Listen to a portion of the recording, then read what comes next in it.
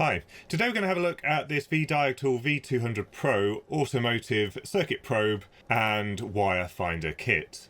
So this unit is very similar to the electronic logic probes that we have for electronics use, but this one is specifically designed for automotive in that it's designed to operate from 12 volts. And with this unit, you can probe a connection and it will tell you the voltage on the screen, whether it's a high or a low, but it also gives a voltage readout. But also you can inject power through the probe tip using the buttons on the front here.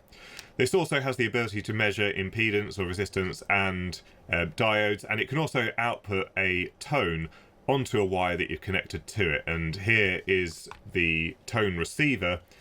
So there's a speaker built into this as well as a little radio receiver and an antenna over here.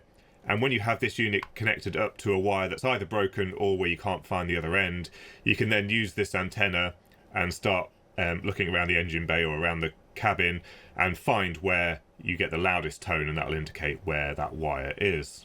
The device is provided with a significant amount of cable, so we have the standard cable that is attached to the probe. This unit doesn't take any batteries whatsoever, it's powered by the car's automotive system. There's also an extension cable should you need it, if you're in the boot of the car or something like that. And then we've got two modes for powering the device, so either you can plug this in and connect it directly to the terminals on the battery, or you can connect it to the 12 volt accessory socket inside the car. The assembly inside looks pretty good, and there's a little bit more going on than I originally anticipated. At the heart of it, they've got a little NXP LP1114 ARM microcontroller here. This is primarily, I think, just driving the display, but it's also used to create the tone, which is then picked up by the tone receiver. And they've got a nice red PCB, and if you want to get your own PCBs made like this, you can visit our sponsor for this video, PCBWay. PCBWay is the channel sponsor, and if you are interested in making a PCB a bit like the red one in this piece of equipment, you can click on PCB Instant Quote and there's a whole bunch of options available to you. You can pick however many layers you want, from 1 all the way up to 14 layers. If you need more than that, you can click on Advanced PCB, but then you can click the solder mask as red over here with a nice immersion gold finish, and that will get you the finish that you're after. And if you have a vision for a project but you don't actually have the electronic skills to implement that as a schematic or a PCB layout, PCBWay do have a service where you can send your request and they are able to help you with the schematic design, PCB layout and even the firmware development for such a device. The pricing on here is specific to the particular device that you're trying to make, but they do offer very competitive design rates. So don't forget to visit PCBWay.com. Now they have soldered the switch at the front to the PCB after it's all been screwed down, so I can't just pull out the PCB. But one thing that I was intrigued about was how much current the output could provide when you use this switch on the front to provide current, because I've seen people use these on automotive channels for powering quite heavy load items like the radiator fan and that kind of thing. But it looks like there's no switching device other than the actual switch itself. So if we put a probe on one of the contacts,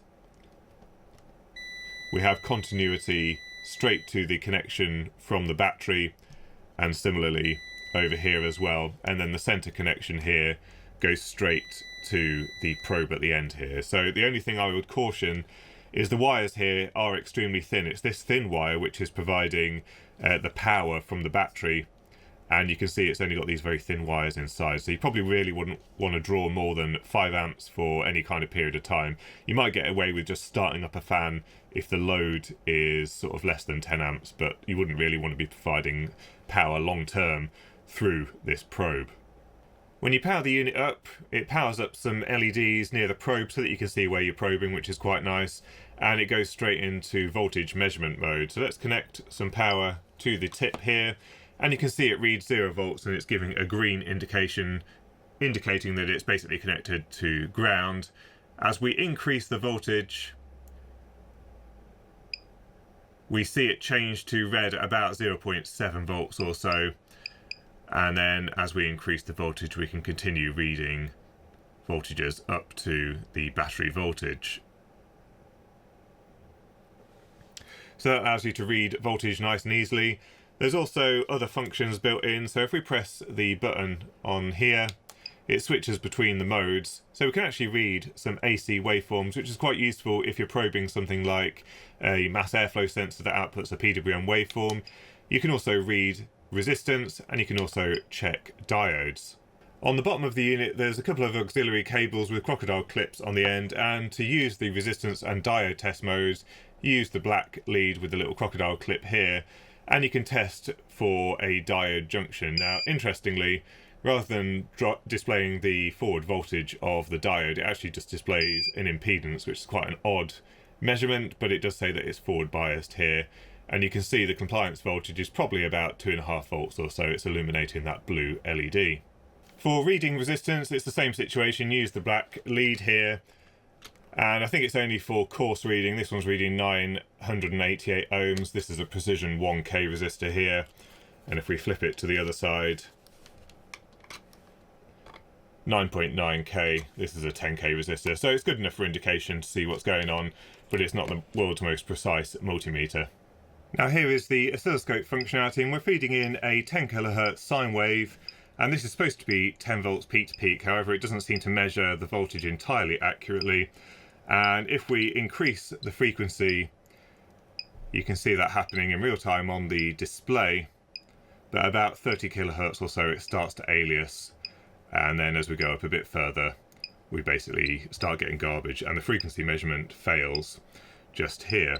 Now if we do change it to a square wave instead with a 50% duty cycle, we're able to display that on the screen, and this is able to read frequencies higher than it was with the sine wave, up to about 50 kHz or so. Above that it starts to alias, and then above 60 kHz certainly it fails completely and it isn't able to read it properly.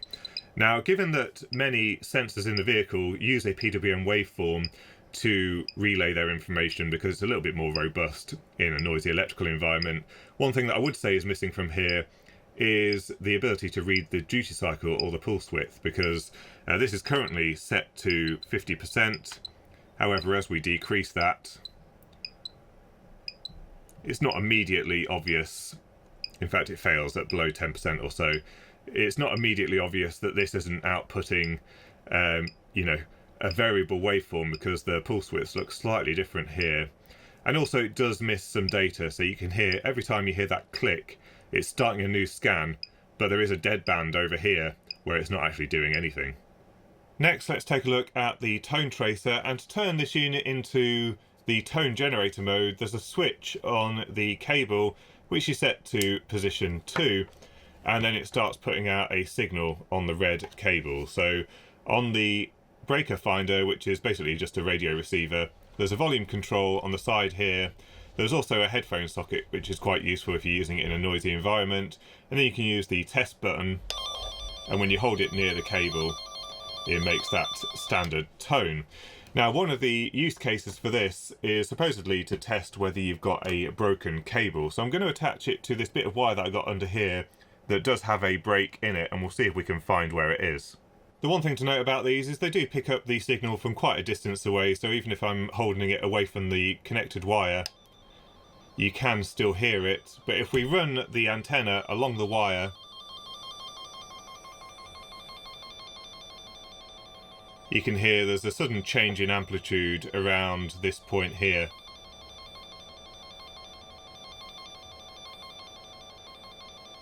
And in fact the broken wire is at that point, so if I peel back the tape, there's the wire that's broken. The other use case for this is just literally identifying where a cable is in the car. For example, if you've got some wires going to a module but you've got no idea where it goes at the other end, with caution you can apply this to one of the conductors and hunt around in the vehicle, maybe in the engine bay or near the body control module, and you might be able to find where the other wire goes. Now I do say with caution because when it's outputting this tone, it is outputting a signal onto this connector here, and you do want to be sure that you're not going to cause any problems by connecting it to a circuit that is energized or connecting it to one where there's something on the end that might be sensitive to that. Finally, its most basic functionality is to output a voltage on the tip of the probe. So again, if we put the multimeter on the end just here and we press this button up, then we output the battery voltage directly to whatever it is that's connected to the end, and if we push it at the other end, then it shorts it directly to ground. It would be really nice if it had a programmable output voltage, so you could output 5 volt, 3.3 or 2.5, because some of the sensors in the vehicle do output those kind of voltages, but that's probably asking too much for something at this particular level in the automotive diagnostic tool. But that is the VDIAG V200 Pro. Quite a handy tool to have around and quite low cost as well, so if you're keen on your DIY or just starting out in the professional field, this could be quite a good option for your garage equipment. So I hope you found the video useful. I'll put a link to this item in the description down below. Also, don't forget to visit our sponsor for this video, PCBWay, and until next time, thanks for watching.